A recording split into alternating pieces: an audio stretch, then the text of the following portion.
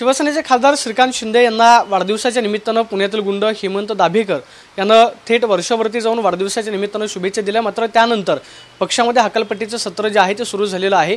या संदर्भात बोलण्यासाठी आपल्याबरोबर युवा सेनेचे सचिव किरण साळे आहेत।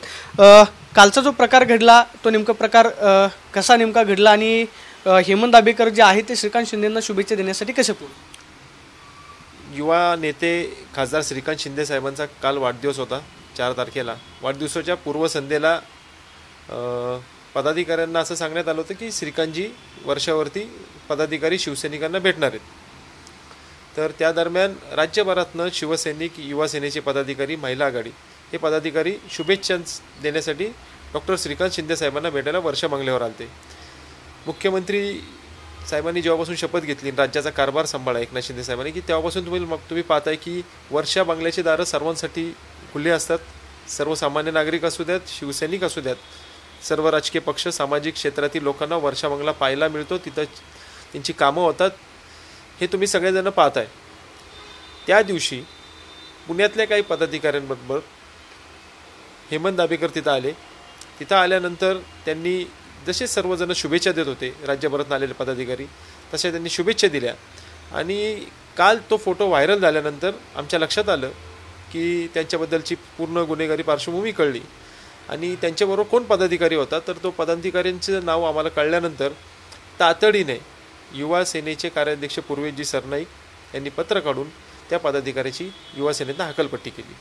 म्हणजे हेमंत दाभेकरची पार्श्वभूमी त्या कार्यकर्त्याला माहिती होती का, किंवा त्याची कल्पना तुम्हाला नव्हती त्यामुळे हा सगळा प्रकार घडला? ह्या संपूर्ण प्रकरणाची आमच्या युवा सेनेच्या कुठल्या पदाधिकाऱ्यांना कल्पना नव्हती। हजारोंची संख्या होती शुभेच्छा देणाऱ्यासाठी आलेल्या पदाधिकाऱ्यांची, नागरिकांची, त्यामध्ये हे सगळेजण आले होते। आमच्या पदाधिकाऱ्याशी आम्ही संपर्क केला परंतु त्याचा फोन बंद होता। परंतु हेच जेव्हा लक्षात आलं माध्यमांच्या मार्फत, त्यानंतर आम्ही तातडीने युवा सेनेच्या वतीने त्याच्यावरती हकालपट्टीची मोठी कारवाई केली। सगळ्यात महत्त्वाचं म्हणजे संजय राऊतांनी सुद्धा ट्विट केलेलं आहे। संजय राऊत असं म्हणतात की त्यांनी श्रीकांत शिंदेंचा उल्लेख जो आहे तो बाराजी असा केला की गुंडांना नेमकं कोण पोसत आहे याची कल्पना आता देवेंद्रजींना आली असेल। त्यांनी श्रीकांत शिंदेंना शुभेच्छा देतानाचा हेमंत दाभेकरांचा फोटो जो आहे तो सुद्धा ट्विट केला। हे पहा, असे कितीतरी फोटो संजय राऊत साहेबांचे, त्यांच्या पदाधिकाऱ्यांचे, कोणाकोणाबरोबरचे आहे ते आपल्याला माहिती आहे। तुम्ही स्वतः पुण्यात इथं काम करताय, त्यांच्या सांगण्यावरनं कसं भाजपच्या एका नेत्याला मारलं गेलं पुणे महापालिकेमध्ये, त्याच्या मागचा मास्टर माइंड कोण होतं हे तुम्हाला माहिती आहे सगळ्यांना। त्यामुळे संजय राऊत साहेबांनी स्वतः आरशात पाहावं की आपण कोणाकोणाला कधी कधी मारायला सांगितले, कसे गुन्हेगार तुम्ही पोचलेत महाराष्ट्रातले, आणि 2.5 वर्षाच्या तुमच्या कार्यकाळामध्ये कसे गुन्हेगारांना वागणूक होती हे तुम्ही जग जाहीर आहे। त्यामुळे त्यांना बोलण्याचा काही अधिकार नाही याच्यावरती।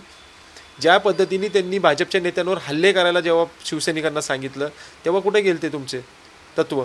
तेव्हा तुम्ही शिवसैनिकांना गुन्हेगार म्हणून त्यांच्यावर IPC अंतर्गत कलम झाली। आज ते शिवसैनिक, सर्वसामान्य शिवसैनिक गुन्हेगार झाले ते ह्यांच्यामुळं।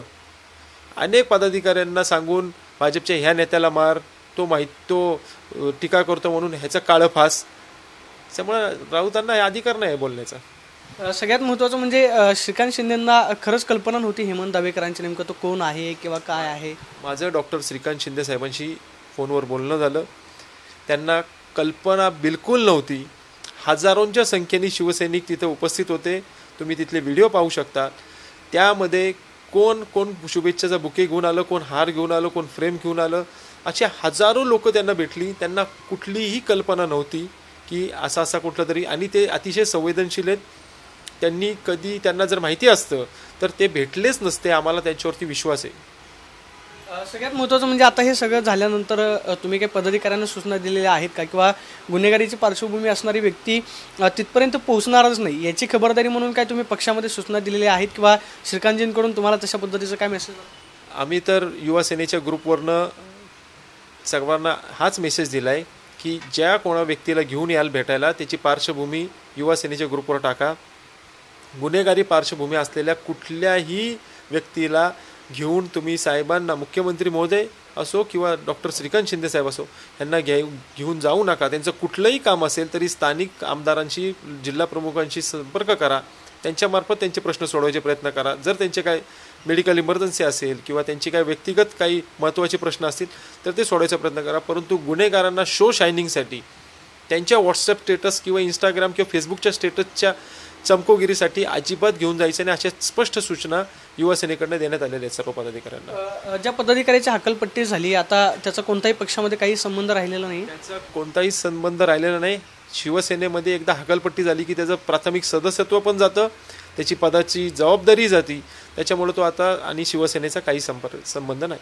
आपण पाहतोय की ज्या पदाधिकाऱ्याची हकालपट्टी करण्यात आलेली आहे तो पदाधिकारी श्रीकांत शिंदे यांना भेटण्यासाठी हेमंत दाभेकरला घेऊन गेलेला होता, मात्र पक्षातून हकालपट्टी केलेली आहे, त्यामुळे त्याचं सदस्यत्व आणि पदाची जबाबदारी जी आहे ती सुद्धा आता खरं तर त्याच्याकडून काढून घेण्यात आलेली आहे. मात्र यापुढे कोणताही गुन्हेगारी पार्श्वभूमी असणारा व्यक्ती जर भेटायला येत असेल तर त्याची माहिती आधी सुरुवातीला कळवावी अशी सुद्धा सूचना ज्या आहेत त्या पक्षामध्ये देण्यात आल्याची माहिती किरण साईंनी दिल्याचं पाहायला मिळत आहे. Camera person Vicky Sonvi, Pradeep Kapse, TV9 Marathi, Pune.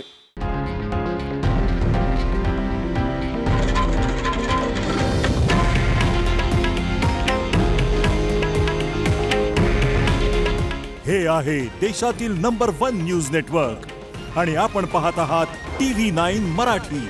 काळजी तुमची, हित महाराष्ट्राचं.